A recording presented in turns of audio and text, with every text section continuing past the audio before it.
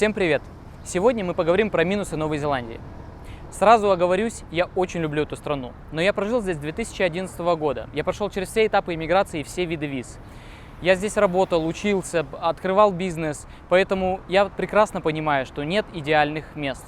И Новая Зеландия не исключение. Среди различной информации о стране сложно найти какую-то более или менее объективную. Люди разные, поэтому их мнения и взгляды тоже отличаются. Но хочется, чтобы был какой-то источник достоверной информации, который позволил бы вам смотреть трезво на вещи. Я постарался собрать воедино не только очевидные минусы, но и какие-то субъективные недостатки, которые мне удалось услышать за время своего нахождения в Новой Зеландии. И получилось целых 25 пунктов. Все данные актуальны на конец 2017 года. И каждый из пунктов я прокомментирую лично. Но тем не менее, я приведу ссылки на официальные источники информации в описании к этому видео. Я хочу подчеркнуть, что все это мое личное мнение. И я призываю всех пользоваться различными источниками информации, чтобы сформировать свое. Итак, приступим. Климат. Ошибочно считать Новую Зеландию тропической страной. Температура на северном острове в среднем варьируется зимой от 0 градусов ночью до 15 градусов днем, а летом от 15 градусов ночью и до 30 градусов днем. На южном острове холоднее, что радует любителей снега. Суровые условия. Будьте готовы, что шорты можно носить только 6 месяцев в году, хотя адаптированные носят их круглый год. Скажем честно, не Калифорния. Нечто среднее между Австралией и Канадой по климату, если сделать общий срез по разным климатическим зонам этих стран тоже. Но осадков меньше, а солнца больше, чем, к примеру, в Великобритании. Влажность. Конечно, не так влажно, как в Юго-Восточной Азии, но точно не так сухо, как в большинстве регионов России и стран СНГ. Ваши вещи будут сохнуть дольше, а в плохих домах придется воевать с плесенью. Очень важна хорошая вентиляция. Часто используются осушители воздуха. Дышать же легко, свежо и приятно, и очень вкусный воздух. Цены на жизнь. Очень сложный и относительный показатель. Очень разнящиеся данные. На мой личный взгляд, наиболее близок к реальности рейтинг от Numbeo, где Новая Зеландия на 16-й строчке. Доступнее развитых скандинавских стран, чуть доступнее Австралии, но немного уступает США, если смотреть на показатель Cost of Living plus Rent Index, то есть стоимость жизни плюс стоимость аренды. Сложно сравнивать цены с Россией или Украиной, к примеру, из-за сильных скачков валюты в этих странах, но в целом стоимость жизни выходит, конечно, дороже. Чем ниже рейтинг, тем дешевле жизнь в среднем. Россия на 71 месте, Казахстан на 90, Украина на 108. Во время путешествий лично для себя отметил, что цены примерно на уровне остальных развитых стран. Что-то дороже, что-то дешевле. Очень важно учитывать различные города, так как расходы в них, особенно на жилье, могут разительно отличаться. В Новой Зеландии статистику портит Окленд, самый дорогой город страны. Соотношение дохода к расходам. На том же Numbeo, как мне кажется, наиболее близкие к реальным показателям. По категории Local Purchasing Power, то есть покупательная способность, Новая Зеландия занимает лишь 21 место, уступая Австралии, Канаде, Великобритании, США и ряду других стран. Тут чем выше рейтинг, тем лучше. Россия при этом на 64 месте, Казахстан на 75, Украина на 101. При этом, согласно тому же сайту, Новая Зеландия постепенно движется вверх с каждым годом, что не может не радовать. Недвижимость. Пожалуй, головная боль иммигрантов – это недвижимость. Для местных все проще. Есть возможность использовать родительское жилье как залог. Да и жить можно в этом жилье, пока купится депозит. Но для вновь прибывших все несколько сложнее из-за довольно высокой стоимости жилья. Съемную недвижимость хорошего качества найти довольно сложно, приходится изрядно побегать. И порой за одни и те же деньги можно найти как совершенную халупу, так и довольно неплохой дом примерно в равных по качеству районах. В целом же недвижимость в Новой Зеландии считается переоцененной, и это, в принципе, справедливо. Обращая внимание на тот же сайт Numbeo, можно заметить, что Новая Зеландия находится на 10-й строчке, и тут чем выше рейтинг, тем лучше. Этот рейтинг показывает соотношение стоимости жилья к заработкам в стране. Таким образом, Новая Зеландия немножко превосходит Австралию и Великобританию, но уступает Штатам и Канаде. А Россия, к примеру, находится на 55-м месте, Казахстан на 47-м, а Украина аж на 83-м. Ипотека около 5% годовых. При этом депозита достаточно 10 или 20% для первого жилья, а если вы строитесь, то достаточно даже 5%. Транспорт. Бензин достаточно дорогой. В течение года цена прыгала от $1.80 до 2 новозеландских долларов за литр 91-го. В Окленде есть пробки, особенно в час пик. Общественный транспорт, по заверениям местных, не развит, хотя постепенно развивают и планируется классная междугородняя железная дорога. Правда, нет пошлин на ввоз авто, так что цены на них довольно адекватные. Пробка в Окленде – это когда ты едешь не положенные 20 минут, а 45-60. Общественный транспорт отслеживается в режиме онлайн через интернет. Когда придет, когда уйдет, куда пойдет и сколько стоит. Правда, рейсов в разные направления немного и стоит действительно недешево. Продукты. Где найти гречку? А как же я без борща? Как я без селедки?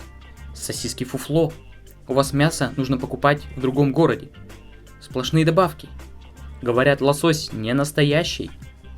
Это все популярные запросы. На самом деле все это есть. Есть и русские магазины, есть продукты и в супермаркетах. Икра, гречка, сосиски, селедка, все есть. Кроме того, многое можно покупать напрямую от фермеров, кому не нравятся поставки в супермаркеты.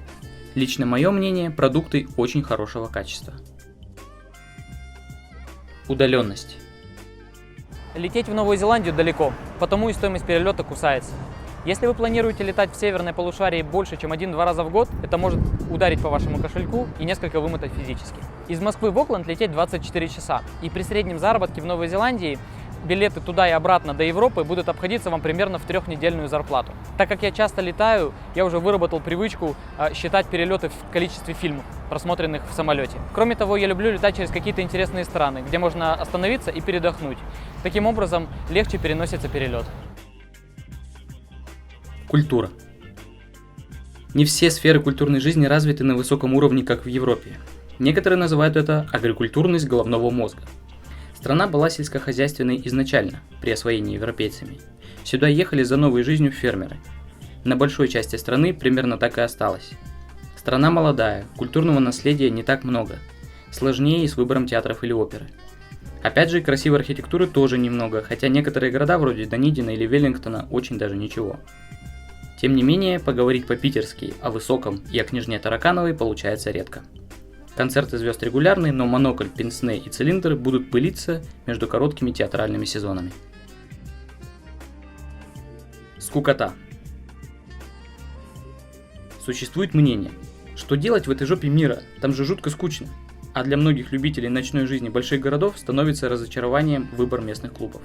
Я честно всегда затрудняюсь отвечать на такие вопросы, так как не понимаю, о чем идет речь.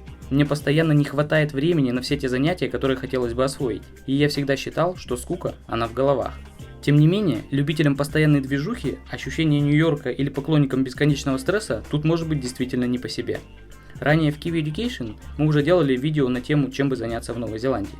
Касательно клубов, действительно, дорогие и доступные ограниченному кругу людей, а в недорогих не всегда так интересно, как хотелось бы. Социальное расслоение. В Новой Зеландии есть люди, которые живут на социальные пособия. Некоторые почему-то предпочитают спать в центре города или просить подаяния, хотя вполне могли бы этого не делать, ведь они получают эти самые пособия, и у них есть социальное жилье. Кроме того, существует проблема разделения на различные районы. Есть благополучные места, а есть не очень. Например, в данный момент мы находимся в районе Атара. Это считается одним из самых криминальных районов Новой Зеландии. И здесь как раз и проживают такие люди, которые находятся на пособии, и они не отличаются хорошим поведением. Медицина. Как и в большинстве развитых стран, медицина дорогая. Особенно если это касается дантистов или частных клиник. Бесплатно в государственных клиниках все возможно, но нужна подходящая виза, рабочая или резидентская. А также иногда придется постоять в очередях. Подхватить риск смертельных болезней в совершенно неожиданном месте крайне мал. В целом, страна и ее жители здоровы, и продолжительность жизни выше многих развитых стран. Озоновая дыра. Это является актуальным вопросом относительно Новой Зеландии. Действительно, в 90-е годы вопрос стоял довольно остро, ибо крупнейшая дыра над Антарктидой распространялась на Австралию и Новую Зеландию. Но с тех пор многое изменилось, а миф остался. В данный момент озоновый слой немногим отличается от остальных стран. Несмотря на известную статистику о высоком уровне раковых заболеваний кожи, что наиболее актуально для старшего поколения со светлой кожей, средняя продолжительность жизни в Новой Зеландии составляет более 81 года. Это 16 место в мире. При этом Россия на 110 месте, Казахстан на 111 и Украина на 121. Образование. Многие школьники не сдают выпускные экзамены, особенно в школах из бедных районов. Следовательно, не поступают в университеты. Рынок профессионального образования насыщен не всегда качественными предложениями, так что приходится разобраться в вопросе, прежде чем сделать свой выбор. Многие вопросы относительно качества образования остаются открытыми, хотя по большинству мировых рейтингов Новая Зеландия по-прежнему находится в топе лучших стран. При этом реклама профессионального образования повсеместна. Местным студентам доступны беспроцентные займы на обучение и стипендии. Для иностранных студентов выбор вузов также широк. А в данный момент идет глобальная чистка среди заведений, направленная на улучшение качества образования. Социум. Один из пунктов, который я лично не отношу к минусам, но люди о нем высказываются, это социум. Поэтому, если вы чувствуете предрасположенность в себе к расизму, вам может быть немного сложно в Новой Зеландии. Дело в том, что во всей стране, а особенно здесь в Окленде, проживает довольно много граждан Индии, а также граждан из других стран Азии. Кроме того, в Новой Зеландии разрешены однополые браки и парады в эту честь. Таким образом, если для вас неприменимо жить с людьми других рас и вер, а также если вы нетерпимы к людям с нетрадиционной сексуальной ориентацией, то в Новой Зеландии, пожалуй, для вас может не найтись места. Несмотря на это, Новая Зеландия по-прежнему остается одной из самых толерантных стран и возглавляет рейтинги по отсутствию расизма в стране. Ментальность. Иногда встречается не самое интеллектуальное мнение. Тупые пиндосы, нет у них русской душевности. Фееричная фраза, а не менее фееричной русской душевности. Мое стойкое убеждение – все зависит от человека, а не от его национальности. Но только не для истинно душевного человека со скрепами. Медлительность.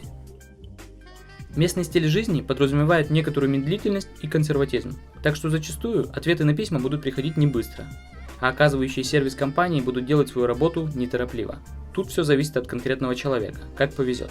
Порой действительно вымораживает, пока не привыкнешь. Хотя прогресс идет, и для предпринимателей данный факт довольно привлекательный, но для обычных пользователей многое вызывает недовольство.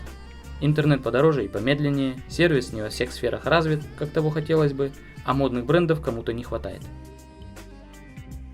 Преступность. В Новой Зеландии распространена марихуана.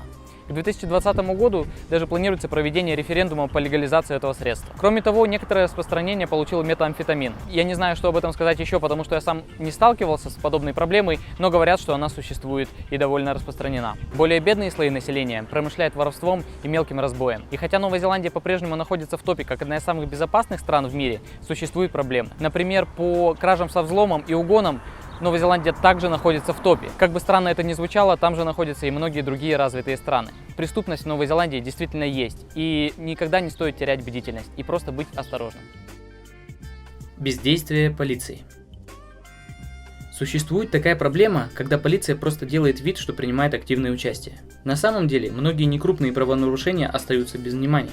Сам был тому свидетелем. Порой слишком дружелюбное отношение властей, а порой и просто наплевательское относительно мелких преступлений. Самоубийство. Несколько раз слышал про высокий уровень самоубийств. Сложно сказать наверняка, так как повезло не столкнуться с такой проблемой лично. Но сайты со статистикой говорят, что в Новой Зеландии нет критического положения на этот счет. 54 место в мире. Тогда как в России 17 место, Казахстан аж 4 место и Украина 21. Тут мне сложно что-то добавить. Просто добавил список, исходя из комментариев. Английский язык. Новая Зеландия действительно многообразна в количестве разных акцентов. Даже местный киви английский поначалу у многих вызывает непонимание и требует какое-то время на адаптацию. Я уже не говорю про все остальные виды акцентов. И чем больше я встречаю людей не то что из разных регионов Великобритании, но даже из разных районов Лондона, я понимаю, что не до конца осознаю, какой же английский на самом деле истинный. Катаклизмы. Новую Зеландию иногда трясет от землетрясений. И если где-нибудь в Окленде этого практически никогда не ощущается, то Южный остров потряхивает регулярно. Раз в десятилетие такие землетрясения оказываются разрушительными. Недавними, наиболее жертвенными событиями стали землетрясения в Крайстчерче в 2011 году, когда погибло 185 человек. Опасное море. В море и океане купаться нужно осторожно. Течения могут уносить на глубину, нужно соблюдать технику безопасности. Обычно за этим следят спасатели на популярных пляжах. Если очень далеко заплыть, то есть шанс встретиться с акулой. За сотни лет наблюдений было зафиксировано несколько летальных исходов таких встреч. Пьяным купаться не рекомендуется, что очень сильно огорчает свободолюбивых особей, желающих поскорее расстаться с жизнью. Бизнес. Преобладает в основном малый бизнес, которому довольно непросто выживать. Это происходит из-за некоторой инертности местного населения и в целом небольшой численности. Вести бизнес при этом легко, все руководствуется логикой и никто не мешает. Но вот зарабатывать сложно. Придется работать. Сразу пить пиноколаду под пальмой не получится, если вы не миллионер. Но хлопот и веселья с развитием хватает с лихвой. Непаханное поле для очень многих сфер деятельности. Кроме того, Новая Зеландия является аутсорсовой зоной для более богатых стран, особенно в сфере информационных технологий. Разница во времени. Самая жирная проблема для меня лично – это разница во времени. Ведь мне очень сложно смотреть футбольные трансляции со Старого Света. Вот такие данные удалось собрать, исходя из всех мифов, слухов, комментариев, а также реальных проблем в одном видео. По-прежнему Новая Зеландия, несмотря на все эти минусы, находится в топах самых лучших стран для жизни. Но все эти рейтинги очень относительные. От себя хочу сказать, что я лично считаю Новую Зеландию скорее развивающейся страной, чем развитой. Со всеми плюсами, минусами, недостатками и преимуществами этого факта. Кто-то видит в этом хорошее, кто-то плохое. Каждому решать по-своему. Спасибо за ваше внимание. Смотрите видео о плюсах Новой Зеландии в следующий раз. Всем пока-пока!